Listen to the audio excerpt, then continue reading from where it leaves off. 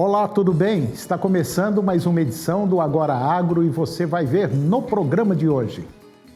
Projeto de lei cria uma linha especial de crédito para financiar investimentos feitos por pequenos e médios produtores rurais. Mato Grosso já vendeu quase 70% da safra. Proibição do uso do herbicida paraquat em setembro de 2020 aqueceu a demanda por produtos usados para a dissecação da soja. Preços pagos ao produtor pelo suíno vivo voltaram a subir em praticamente todas as praças acompanhadas pelo CPEA. E vamos falar sobre promoção do agronegócio e desmistificar o setor para a sociedade de projeto que será lançado amanhã. O Agora Agro já está no ar.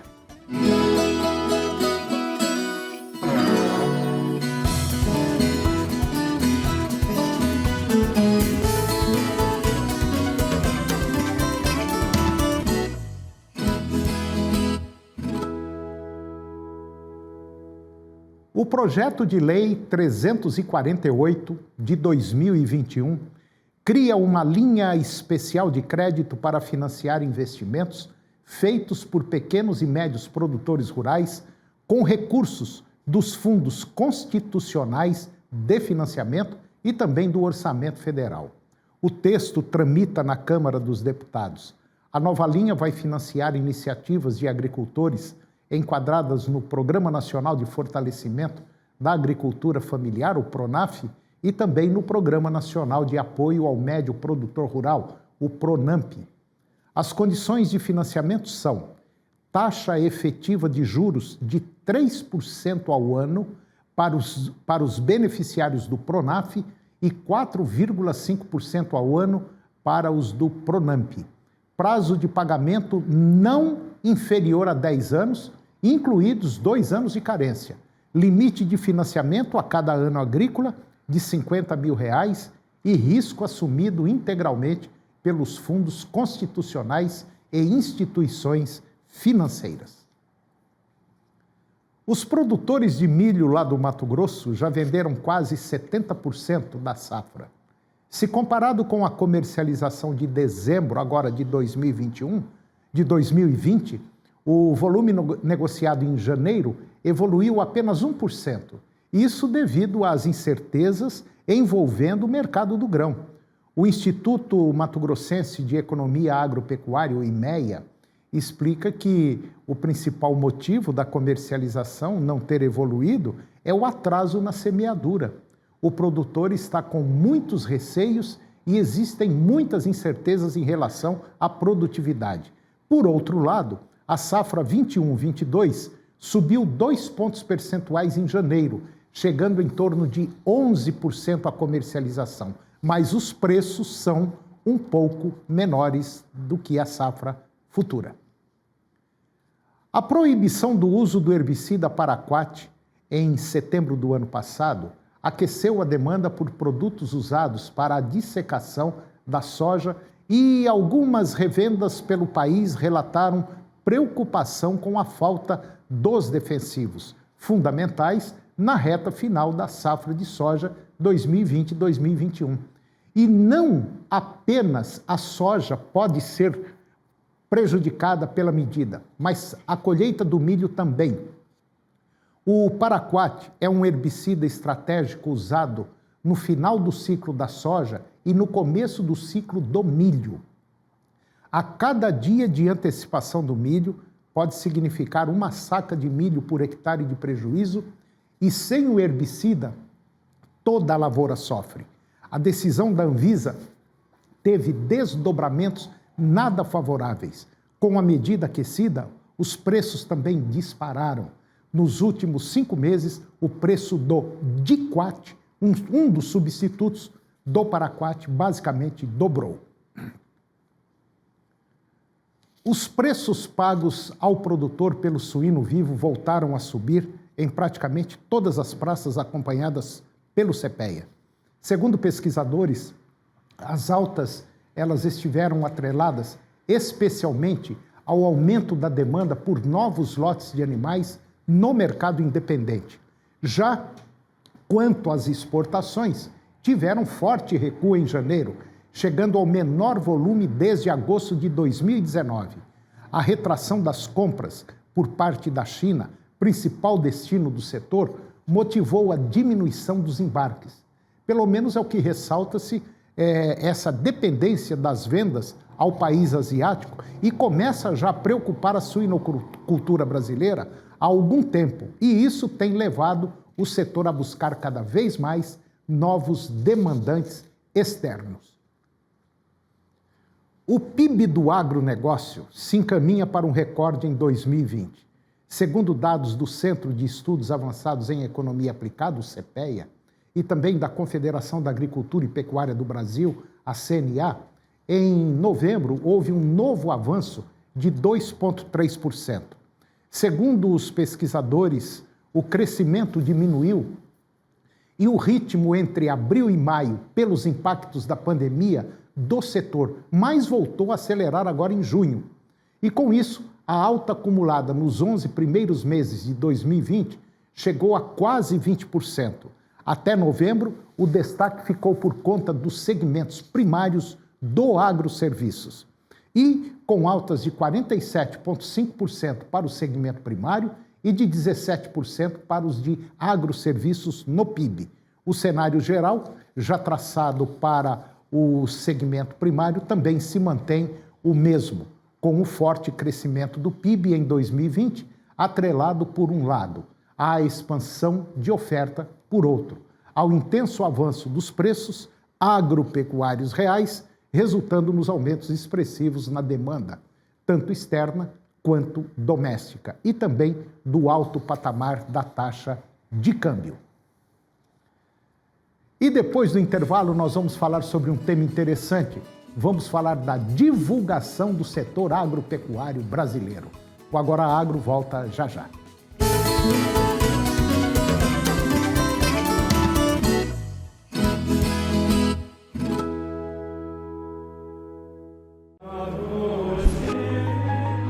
E tudo que pedirem com fé na oração, vós o recebereis. Pai nosso que estais nos céus, santificado seja o vosso nome, venha a nós o vosso reino. Ave Maria, cheia de graça, o Senhor é convosco. Creio em Deus Pai Todo-Poderoso, Criador do céu e da terra, e em Jesus Cristo, seu único Filho, nosso Senhor, que foi concebido pelo poder do Espírito Santo, nasceu da Virgem Maria. Creia no poder da oração. Creia no poder do Divino Pai Eterno.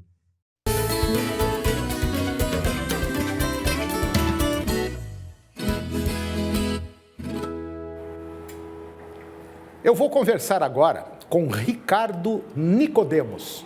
O Ricardo ele é coordenador do movimento Todos a Uma Só Voz. E nós vamos falar sobre um tema interessantíssimo. Nós vamos falar sobre a promoção do agronegócio e desmistificar o setor para a sociedade. É um baita de um projeto, é um mega de um projeto que vai levar para a população urbana, vai mostrar para a população urbana o que é o agro, para que serve e a função do agro. Ricardo Nicodemos, é um prazer tê-lo aqui no nosso programa para falar de um tema sensacional. Esse tema é fantástico. Tudo bem, Ricardo? Tudo bem, Toninho. É um prazer estar com vocês, é um prazer compartilhar com vocês o movimento Todos a Uma Só Voz, que vem para apresentar o agro uma outra perspectiva para a sociedade urbana. Isso é muito importante, porque hoje nós temos o agro como talvez a mola propulsora da nossa economia, um setor que gera empregos, vários empregos, é uma cadeia que movimenta basicamente, vamos dizer assim, para você que está me acompanhando e mora na cidade, quando você entra dentro de um supermercado, provavelmente, no mínimo, 85% do que tem lá dentro vem da terra, vem do agro. E a maioria das pessoas, às vezes, não sabe disso. É por aí, não é, Ricardo? Exatamente. E esse é um dos pilares do projeto, é mostrar para a população que o que ela consome não brota na prateleira do supermercado. Na verdade, o café que você toma confortavelmente na sua casa foi plantado no campo por produtores que de sol a sol estão lá cuidando, que plantaram, que colheram e que fazem essa diferença. Assim também como o leite que você toma, ele não nasce numa caixinha. Ele foi fruto de um trabalho bastante primoroso, de ordenha, por quem levantou às 4 horas da manhã para cuidar dessa atividade. E é bom lembrar que essa atividade leite, de maneira geral, o produtor de leite, ele trabalha apenas 365 dias por ano, de domingo a domingo, de sol a sol, incluindo às vezes até a esposa e filhos. Então é uma atividade que realmente ela demanda muito esforço e muita dedicação. E eu tenho certeza absoluta, Ricardo, que vocês vão ter um sucesso enorme com esse projeto de vocês, mostrando o que é o homem, o que é a mulher do campo, o que esse pessoal está fazendo em benefício de nós mesmos que estamos aqui na cidade, às vezes comendo do bom e do melhor, e não sabemos o que gasta aquilo para chegar até no nosso prato, né? Tem razão, Toninho. Esse movimento, ele iniciou, o projeto ele começou a ser construído em 2018. Então, nós começamos a estruturar esse projeto em 2018. E lá, naquele momento, inicialmente, nós tínhamos uma ideia de criar uma campanha de valorização. Mas, no decorrer dos trabalhos, das pesquisas e dos levantamentos, nós entendemos que nós precisávamos fazer mais. Nós precisávamos efetivamente fazer um movimento, e não uma campanha. E um movimento que agregasse, que conectasse todos os elos da cadeia. E quando nós falamos de elos da cadeia, nós estamos falando de uma extensão muito grande, a começar, por exemplo, dos órgãos de pesquisa, passando para as universidades, depois as indústrias, depois as revendas, aí vem o produtor, depois do produtor as cooperativas, os distribuidores, aí vem o supermercado, aí vem os restaurantes e aí vem a casa do consumidor. Então, esse movimento, ele congrega toda esta extensão. Nós temos a cooperação de todos esses setores. E por isso ele é inédito, porque tem essa visão efetiva de cadeia. E quando nós unimos forças, nós somos mais fortes, nós somos melhores, são várias ideias e várias cabeças trabalhando juntos e todos com uma única proposta, todos a uma só voz. Daí vem a marca do projeto, todos a uma só voz, pensando e indo na mesma direção. E o agro precisa disso. Como você bem sabe, o Brasil é um dos líderes mundiais do agro. Somos líderes em diversas culturas, em diversos rebanhos, mas a nossa população não tem ideia do que isso efetivamente significa. Não tem ideia, por exemplo, das oportunidades de estudar em profissões que estejam relacionadas ao agro. Não tem ideia do volume de empregos que o nosso agro gera. Não tem ideia das oportunidades de se empreender no agro. É preciso criar essa empatia do homem da cidade pelos homens e mulheres do campo. E se fizermos isso, nós seremos uma nação imbatível, Toninho, imbatível. Eu costumo dizer o seguinte, essa frase eu uso ela demais. Antigamente era muito comum o pai virar para o filho e falar assim, olha, se você não estudar, eu vou mandar você para a roça. Hoje a coisa é o contrário. Se você não estudar, você não vai para a fazenda. Quer dizer, o nível tecnológico hoje que nós temos na maioria das propriedades rurais é algo que a população fica, às vezes, boca aberta. Porque, infelizmente, não tem essa noção, ninguém fez esse trabalho como deveria ser feito, como vocês aí estão propondo agora, fazer esse trabalho todos a uma só voz, para conhecer a fundo o que é o agro, e nós temos que começar pelo seguinte, é pela meninada lá atrás, lá embaixo, nas escolas. Inclusive, você estava me falando que fez até uma parceria aí com a Federação Nacional das Escolas Particulares, né? Exatamente. E com essa parceria, nós passamos a nos conectar e ter acesso a 40 mil estabelecimentos de ensino que congrega aproximadamente 15 milhões de estudantes. Então, nós faremos um trabalho na base, porque as crianças, os jovens, é o futuro da nossa nação. E Sim. o agro também é o futuro. Então, se falamos de futuro, falamos de juventude, falamos de agro. E é a combinação que nós estamos fazendo.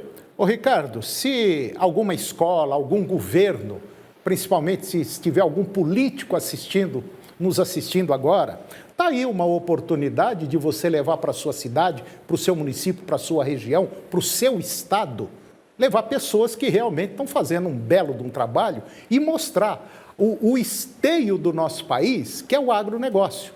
Só para você ter uma ideia, hoje o nosso país é o único que tem a quantidade de água potável, é o que mais tem água potável no planeta, somos nós.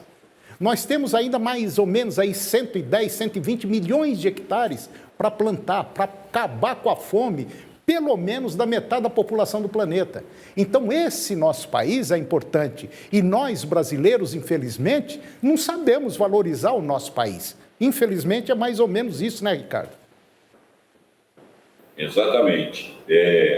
Ainda outro dia, eu ouvi uma comentarista dizer uma frase muito simples, mas muito impactante. O Brasil precisa falar bem do Brasil.